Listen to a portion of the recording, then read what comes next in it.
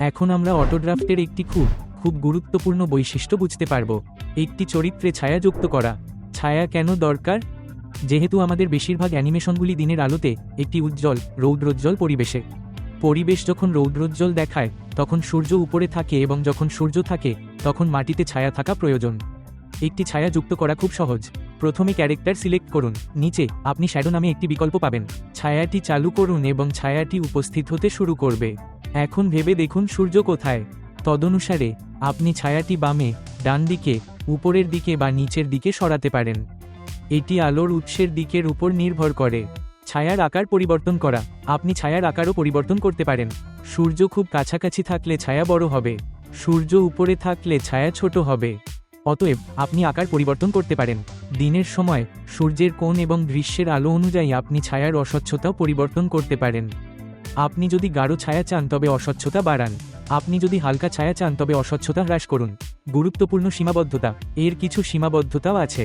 উদাহরণস্বরূপ, যদি কোনো চরিত্র বাতাসে ঝাঁপিয়ে পড়ে তবে আদর্শভাবে উপরে যাওয়ার সময় ছায়াটি ছোট হওয়া উচিত।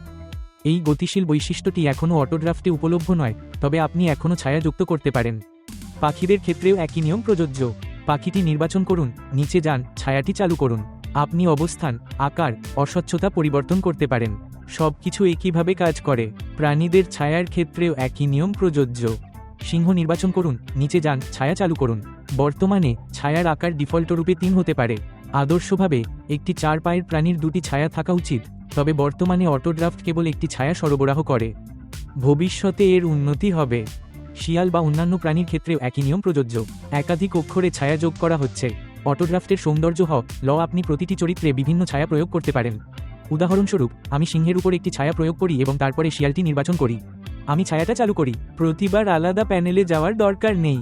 এটি দ্রুত এবং সহজ। রাতের দৃশ্যের ছায়ার কথা মনে আছে? রাতের দৃশ্যগুলিতে ছায়াটি খুব হালকা, তাই অস্বচ্ছতা হ্রাস করুন যাতে ছায়াটি থাকে তবে খুব হালকা দেখায়। উড়ন্ত চরিত্রগুলির জন্য ছায়া। জিন বা উড়ন্ত চরিত্র থাকলে আকাশে ছায়া থাকবে না। এটাকে মাটিতে নামিয়ে আনুন। এখন চরিত্রটি বাতাসে থাকলেও ছায়া মাটিতে থাকবে। ছায়া চরিত্রের সাথে নড়াচড়া করে। আরও একটি গুরুত্বপূর্ণ বিষয় যখন চরিত্রটি নড়াচড়া করে তখন ছায়া তার সাথে চলে যায়।